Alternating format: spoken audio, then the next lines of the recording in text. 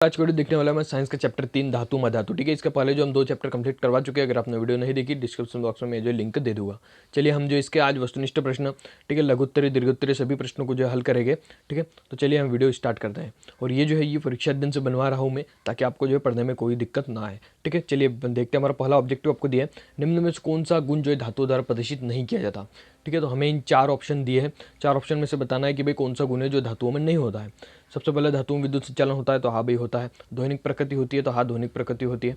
अब ध्वनिक प्रकृति क्या है दोस्तों, जैसे आपके पास कोई धातु है और अगर आप उसको एक तरफ से पीटते हैं, ठोकते हैं, तो आपको दूसरी तरफ झटका महसूस होता है, इसे हम कहते हैं ध्वनिक प्रकृति। तो ये भी जो धातु में पाई जाती है। तीसरा देखते हैं चमकहीनता। चमकहीनता मतलब धातु में चमक नहीं होती है। तो दोस्तों आप सभी को पता होगा, जब आप लोहे को घिसते हैं, चांदी को घिसते हैं, पित्तल को घिसते हैं, तो सभी धातु को घिसने पर आपको चमकीली महसूस होती है। या फिर कोई भी धातु आप देखें तो वो चमकीली होती है, लेकिन यहाँ पर हमें चमकहीनता का ऑप्शन दिया है, तो ये जो है आपका आंसर लग जाएगा। ठीक है, क्योंकि धातुओं में चमक तो होती है और यहाँ पर दिया है चमकहीनता। और अगर मैं बात करूँ तन्यता की, तो तन्यता क्या होता है, जैसे आपके पास कोई धातु है, जैसे तार है, और तार को जब आप खींचते हैं तो वो आपका लंबा हो जाता है, यानी आप उसको तान सकते हैं, तन्य बना सकता है। ठीक है, तो ये तन्यता का गुण भी धातु में पाया जाता है। तो यहाँ पर चमकहीनता आपका सही टिक लग जाएगा। ठीक है, ये धातुओं में नहीं पाया जाता। अगला आपका पतले तारों में धातुओं को खींचे जाने की क्षमता क्या कहलाती है। अब देखिए मैंने ऊपर ही आपको बताया, जो तन्यता होती है वही होता है।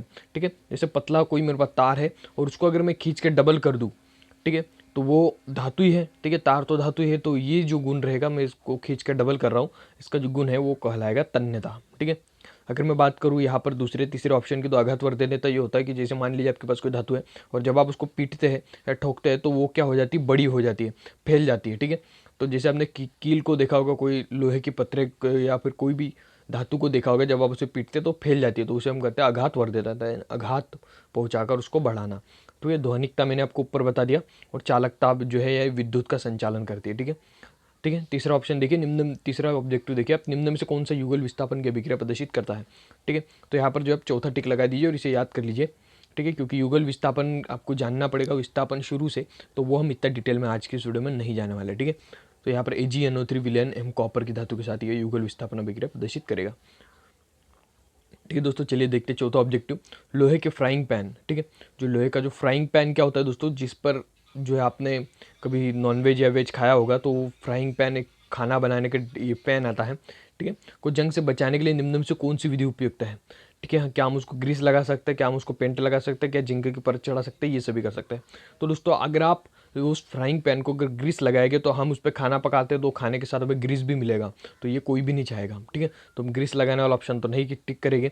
उसके बाद में हम बात करेंगे पेंट लगाकर, तो क्या हम उस पर पेंट लगा सकते हैं। तो दोस्तों जब हम उसे जलाएंगे तो पेंट जो है काला पड़ जाएगा, या फिर जो पेंट के गुण है वो भी प्रदर्शित हो गए। ठीक है, तो हम पेंट भी नहीं लगा सकते। अगला है जिंक की परत चढ़ाकर, तो हाँ हम ऐसा कर सकते हैं कि जो फ्राइंग पैन है, लोहे का फ्राइंग पैन, उसके ऊपर जिंक की परत चढ़ा दे, जिससे वो जिंक मेटल रहेगा, वो तो पिघलेगा नहीं।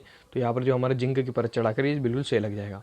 अगला आपका यहाँ पर कि कोई धातु ऑक्सीजन के साथ अभिक्रिया करके उच्च गलनांक वाला यौगिक निर्मित करती है। ठीक है, ऑक्सीजन है, तो हमें बताना है ये वो क्या हो रहा है, जल में विलय होता है, तो ये तत्व कौन सा है। तो दोस्तों ये तत्व है चूना।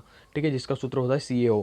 अब CaO यानी आगे आ जाता है कैल्शियम, तो यहाँ पर आपका CaO फर्स्ट कैल्शियम स्टील टिक लग जाएगा। अगला आपका खाद्य पदार्थों के डिब्बों में जिंक के बजाय टीन का लेप होता है, क्यों। क्योंकि दोस्तों देखिए, जो जो जिंक होता है वो ज़्यादा अभिक्रियाशील होता है टीन की अपेक्षा। ठीक है, तो आपको बस ये ढूंढना है कि भाई जो जिंक है वो ज़्यादा अभिक्रियाशील है, ये जिस भी इसमें रहेगा वो आपका टिक लग जाएगा। ठीक है, तो सबसे देखिए यहाँ पर तीसरे में लिखा है जिंक अधिक अभिक्रियाशील है, तो ये आपका तीसरा जो है टिक लग जाएगा। ठीक है, अगर आप थोड़ा सा सोचेंगे ना, तो आपको जो है ये बनने लग जाएगा, और आप थोड़ी सी प्रैक्टिस करेंगे तो आपका हो जाएगा, ये पूरा ऑब्जेक्टिव आपके क्लियर हो जाएगा। ठीक है, देखिए धातुएं प्राय ऊष्मा और विद्युत की होती है, तो धातुएं प्राय ऊष्मा विद्युत की क्या होती है दोस्तों, सुचालक होती है। कि धातु पूछा है, धातु में कौन कौन आता है, लोहा सोना चांदी यूरी, इसमें अगर आप बिजली गुजारोगे तो वो तो बहेगी। ठीक है, तो ऊष्मा विद्युत की क्या होती है, सुचालक होती है। ठीक है, दूसरा देखिए आघातवर्धनीयता तन्यता प्रमुख गुण है, तो देखिए आघातवर्धनीयता यानी आघात पहुंचाकर बढ़ाना। ठीक है, और तन्यता यानी धातुओं को खींचना, तारों को खींचना। तो ये जो गुण है वो धातुओं में पाया जाता है। ठीक है, तो यहाँ पर धातु आपका आ जाएगा। ठीक है, तीसरा आपका भंगुरता प्राय कहाँ प्रमुख गुण है। तो दोस्तों भंगुरता क्या होता है, जैसे मेरे पास मान लीजिए कोई भी चीज़ है, और मैं जब उसे पीटता हूँ, ठोकता हूँ या उससे आघात पहुँचाता हूँ, तो वे जो है टुकड़ों में टूट जाती है। ठीक है, ऐसे टुकड़ों में टूट जाती है, जबकि तो इसे हम क्या कहते हैं, इसे हम कहते हैं भंगुरता। ठीक है, तो ये जो है लकड़ी में पाया जाता है। जैसे मान लीजिए आपके पास कोई लकड़ी है और जब आप उसे पीटते तो वो क्या हो जाती है, टुकड़ों में टूट जाती है। ठीक है, टूट फूट जाती है। या फिर आप कोई ग्रेफाइट ले लीजिए। ठीक है, ग्रेफाइट ये एक धातु है, ठीक है। ग्रेफाइट एक धातु है, लेकिन ये जो है अपवाद है धातुओं में, ठीक है। तो जब आप ग्रेफाइट को ठोकते हैं, पीटते हैं, तो ये जो है टुकड़ों में टूट जाती है। तो ये किसका गुण है? अधातुओं का प्रमुख गुण है, ठीक है। प्रमुख है, इनमें ये ज़्यादा प्रमुखता पाई जाती है। अगला आपका अधातु प्राय विद्युत की कुचालक होती है। देखिए दोस्तों, पहले में हमने लिखा ऊष्मा विद्युत की धातु है, और दूसरे में है हमारा अधातु है, ठीक है। तो दोनों एक दूसरे से डिफरेंस है। धातु यानी लोहा तांबा, और अधातु यानी प्लास्टिक, जो लकड़ी वकड़ी जो होती है आपकी, वो आती है आपके अधातुओं में, ठीक है। तो विद्युत की क्या होती है? कुचालक होती है, इसमें से विद्युत नहीं जाती है।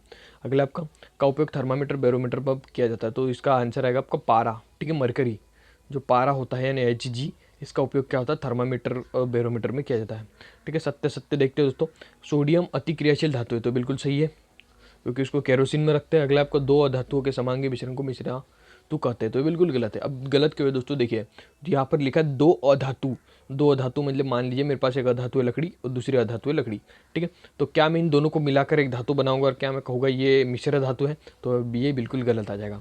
वहीं से अगर आपके मेरे पास दो धातु है, जैसे मेरे पास मान लीजिए यहाँ पर दो धातु लोहा और यहाँ पर Ag मान ले, तो मैं सिल्वर है, ठीक है, लोहा। तो मैं इन दोनों को मिलाकर एक नया धातु बना सकता हूँ और मैं कह सकता हूँ मिश्र धातु है, ठीक है। तो ये धातुओं के लिए है और धातुओं के लिए नहीं है, तो ये बिल्कुल आपका रॉन्ग लग जाएगा, ठीक है।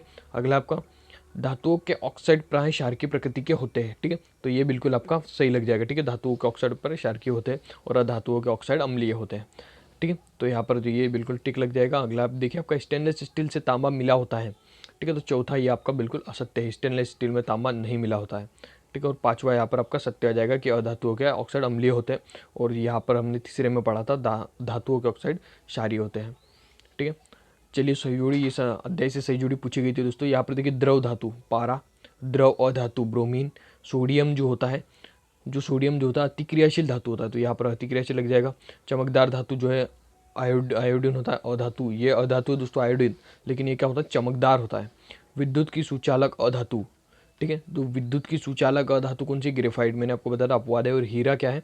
तो हीरा ये कार्बन का एक अपरूप है, ठीक है। अगला देखिए, एक शब्द एक वाक्य में उत्तर।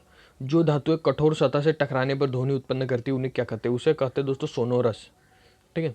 सोनोरस भी कहते हैं, या फिर आप उसे कह सकते हैं ध्वनिकता, ठीक है। दोनों भी कह सकते, दोनों भी आपका आंसर जो है बिल्कुल सही आ जाएगा, ठीक है।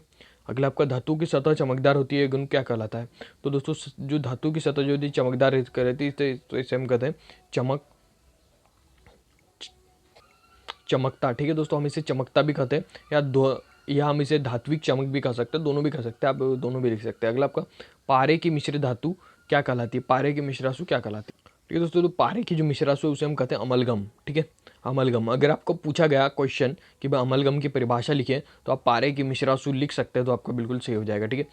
अगला आपका एस्को में उपस्थित मिट्टी में रेत की अशुद्धियों को क्या कहते हैं? तो इसे कहा जाता है दोस्तों गैंग, ठीक है। जो मिट्टी और रेत जो होती है उसे कहा जाता है गैंग, ठीक है। अगला आपका जब कोई तत्व प्रकृति में विभिन्न रूपों में पाया जाता है, तो इस गुण को क्या कहते हैं? तो इसे कहते हैं दोस्तों अपरूपता, ठीक है। अगला आपका दो धातुओं के नाम बताइए जो प्रकृति में मुक्त स्वतंत्र अवस्था में मिलती है, ठीक है। तो ये प्रश्न में कह रहा है कि दो ऐसी धातुओं का नाम बताना जो मुक्त प्रकृति में स्वतंत्र अवस्था में पाई जाती है। अब दोस्तों, मुक्त से ऐसा मेरा मतलब नहीं है कि भाई कहाँ पर भी ये जो पड़ी मिल जाती है। मुक्त से मेरा मतलब है कि भाई जिनको किसी दूसरी धातु से पृथक नहीं करना पड़ता है।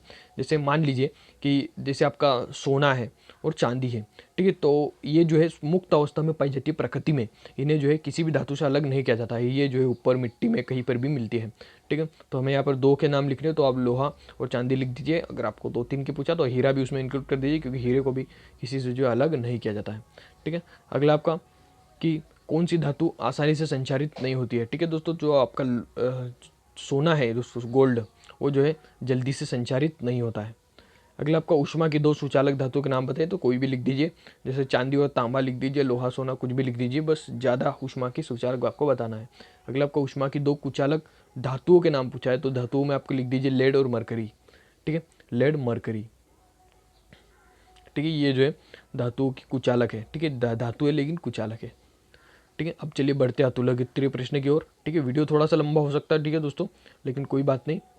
तो दोस्तों, वीडियो काफ़ी लंबा हो चुका है, और ये जो अतिलघुत्तरीय दीर्घोत्तरीय प्रश्न हम जो है नेक्स्ट वीडियो में देखेंगे, ठीक है दोस्तों, इसके नेक्स्ट पार्ट में, ठीक है। तो चलिए मिलते हैं नेक्स्ट वीडियो में और किसी नए टॉपिक के साथ।